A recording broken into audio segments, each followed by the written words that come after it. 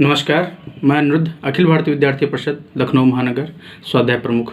दोस्तों, जैसा कि आप सब जान रहे हैं, लखनऊ महानगर अपने होम पेज पर अनसंग वॉरियर्स की चर्चा कर रहा है इस समय पर कोविड-19 पैंडेमिक के दौर में। आज मैं आप सबके बीच में एक ऐसे अनसंग वॉरियर की चर्चा करना चाहता हूं जिसे भारत का आम जनमानस भूल चुका है, जिसका भारत की स्वतंत्रता में बहुत ही बड़ा रोल रहा है। ऐसे क्रांतिकारी विचारधारा से प्रफुल्लित बंगाल की धरती से जन्मे क्रांतिकारी रासबिहारी बोस जी जापान में रहकर भारत की स्वतंत्रता के लिए अपना सर्वोच्च न्यौछावर किया, बलिदान दिया। वहाँ रह कर के भारत की स्वतंत्रता कितनी आवश्यक है, साउथ ईस्ट कंट्रीज के स्टेबल होने के लिए वहाँ के जापान के political activist, social activist, politician, journalist को बहुत अच्छे से समझाने की कोशिश किया। क्योंकि हम सब एक दूसरे से सांस्कृतिक विरासत से भी जुड़े हुए हैं। दोस्तों, आइए हम चर्चा करते हैं रासबिहारी बोस जी की। यह दौर है 1905 का, जब बंगाल का विभाजन होता है, जिस समय पर हिंदू मुस्लिम की एकता सर्वोच्च शिखर पर होती है।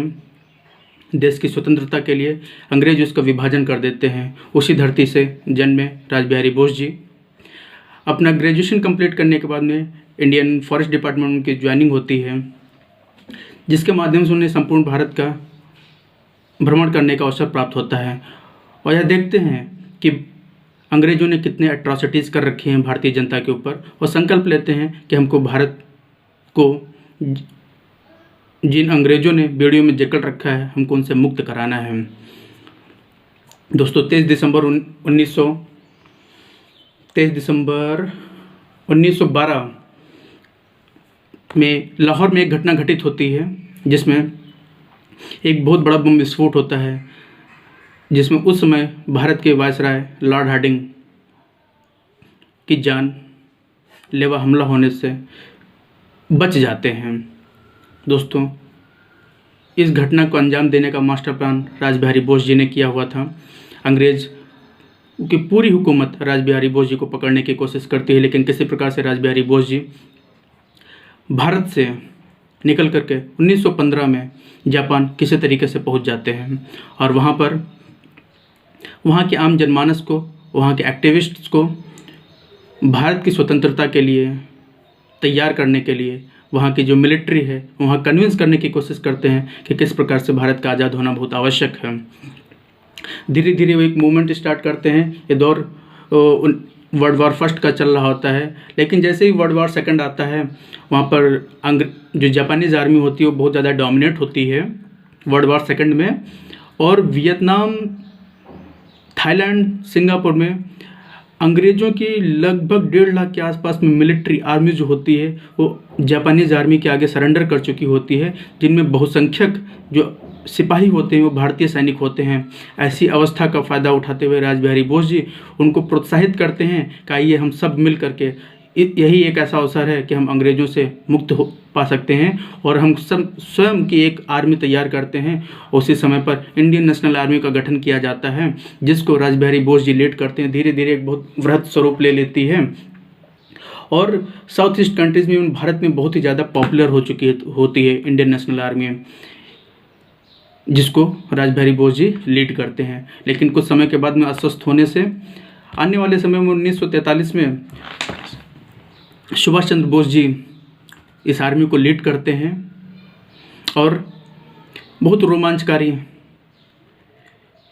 ओजपूर्ण अपने भाषणों के माध्यम से, तुम मुझे खून दो मैं आपको आज़ादी दूंगा, ऐसे वक्तव्यों से भारतीय आम जनमानस में, भारतीय सिपाहियों में प्रोत्साहन प्रदान करते हैं।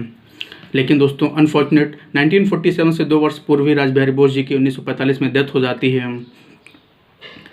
दोस्तों, ये इंडियन नेशनल आर्मी, ये वही आर्मी है जिसके बारे में देश की आज़ादी के बाद में भारत के वायसराय रहे लॉर्ड माउंटबेटन, उन्होंने अपने बायोग्राफी में लिखा हुआ है कि हमने भारत को आज़ाद किया नेहरू जी की वजह से नहीं, गांधी जी की वजह से नहीं, क्विट इंडिया मूवमेंट की वजह से नहीं, हमने इंडियन नेशनल आर्मी की वजह से हम छोड़ने पर मजबूर हुए।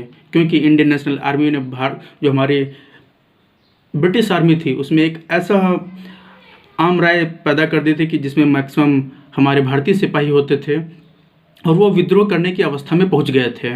अगर वो विद्रोह कर देते तो हम संभाल नहीं सकते थे, तो हमको मजबूरन इंडियन नेशनल आर्मी की वजह से भारत को छोड़ना पड़ा, जिसको उस समय पर सुभाष बाबू लीड कर रहे थे।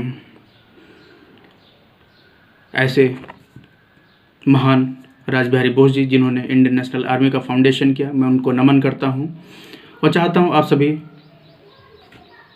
उनको प्रसारित करें, क्योंकि जितना सरदार पटेल जी, पंडित नेहरू जी, गांधी जी महत्वपूर्ण हैं देश की आज़ादी के लिए, उतने रासबिहारी बोस जी भी हमारे लिए बहुत ही महत्वपूर्ण हैं। देश की आज़ादी के बहुत बड़ा है, वो एक अंगरक्षक रहे हैं, सिपाही रहे हैं। बहुत बहुत धन्यवाद। नमस्कार।